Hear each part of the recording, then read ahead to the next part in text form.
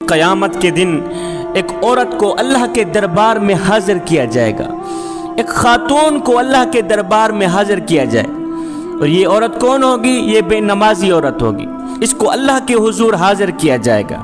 جب اسے اللہ کے حضور حاضر کیا جائے گا تو اس سے پوچھا جائے گا کہ تو نے نماز کیوں نہ پڑھی، تو نے نماز کیوں چھوڑ دی، نماز کیوں نہ پڑھی؟ وہ عورت جواب دے گی، عرض کرے گی، یا اللہ مجھے اپنے خامد کے، اپنی فیملی کے کام کاج میں فرصت نہیں ملتی تھی، اور خامد کے خوف کی وجہ سے یہ فریضہ ادا نہیں ہو سکتا تھا، خامد کے خوف کی وجہ سے، خامد کے کام کی وجہ سے میں نماز نہ پڑھ سکی۔ یہ وجہ سن کر میرا اللہ حکم دے گا کہ فرعون کی بیوی حضرت آسیہ کو حاضر کیا جائے۔ جب حضرت آسیہ حاضر ہوگی تو اس بے نمازی عورت کو کہا جائے گا کہ اب تو بتا کہ تیرا خامد زیادہ ظالم تھا یا آسیہ کا خامد فرعون زیادہ ظالم تھا؟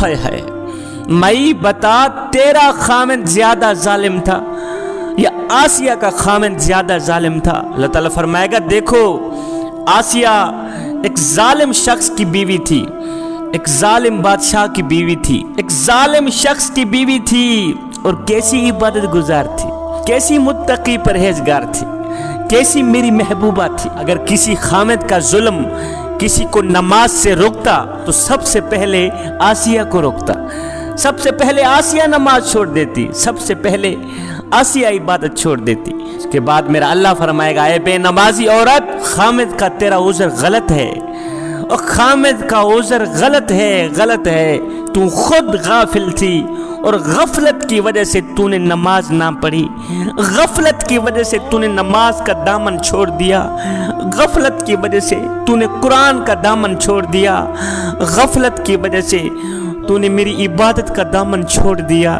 اس کے بعد میرا اللہ حکم فرمائے گا، فرشتو اس عورت کو، اس بدبخت اور بدقسمت عورت کو گھسیٹتے ہوئے لے جاؤ، جہنم میں داخل کر دو۔ میری بہنوں، میری ماؤں، اگر آخرت کی زندگی عزت سے گزارنا چاہتی ہو، اگر آخرت کی زندگی ایک مقام سے گزارنا چاہتی ہو، اگر آخرت کی نہ ختم ہونے والی زندگی وقار سے گزارنا چاہتی ہو، تو خدا را نماز کا دامن کبھی نہ چھوڑنا۔ بنی اسرائیل کی ایک عورت حضرت سیدنا موسیٰ علیہ السلام کی خدمت میں حاضر ہوئی، عرض گزار ہوئی، اے اللہ کے نبی، مجھ سے ایک گناہ ہو گیا تھا، بعد میں نے توبہ بھی کر لی ہے، آپ دعا کریں اللہ تعالیٰ میری توبہ قبول فرمائے اور میرے گناہ معاف فرمائے۔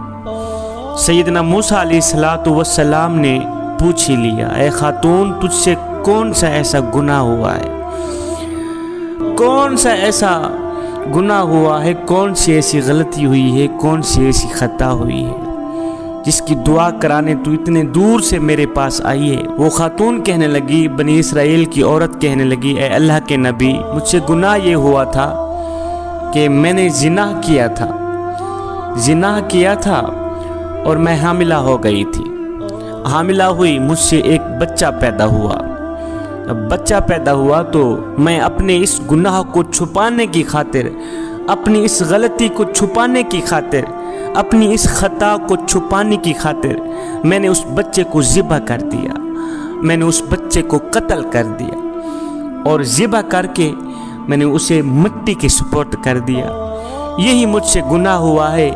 اے اللہ کے نبی، آپ دعا کریں اللہ تعالیٰ میری توبہ قبول فرمائے اور میرے گناہ معاف فرمائے۔ ہائے، اللہ کے نبی نے جب سنا کہ اس عورت نے زنا کیا ہے جس کے سبب ایک بچہ پیدا ہوا، اس عورت نے اپنے اس گناہ کو چھپانے کی خاطر اس معصوم بچے کو ذبح کر دیا، مار دیا، قتل کر دیا۔ ایک انسان کا قتل پوری انسانیت کا قتل ہے جوانو۔ موسیٰ علیہ السلام یہ سن کر جاہو جلال میں آ گئے۔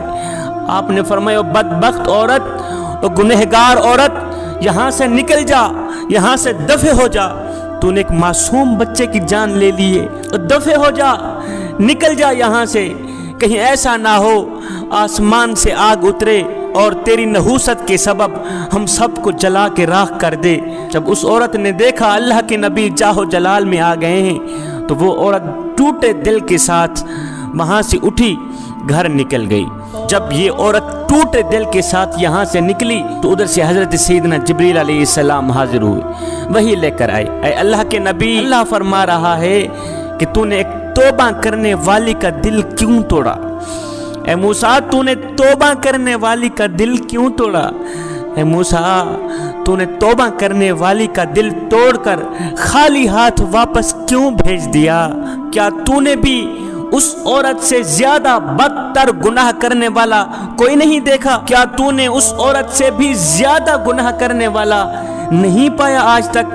موسیٰ علیہ السلام نے فرمایا، اے جبریل، کیا اس عورت سے بھی زیادہ بدتر گناہ کرنے والا اس دنیا میں کوئی رہتا ہے؟ اور کیا اس عورت سے بھی بدتر گناہ کرنے والا اس دنیا میں کوئی اور بھی ہو سکتا ہے؟ یہ سن کر حضرت جبریل علیہ السلام نے عرض کی، اے اللہ کے نبی، جان بوجھ کر نماز چھوڑنے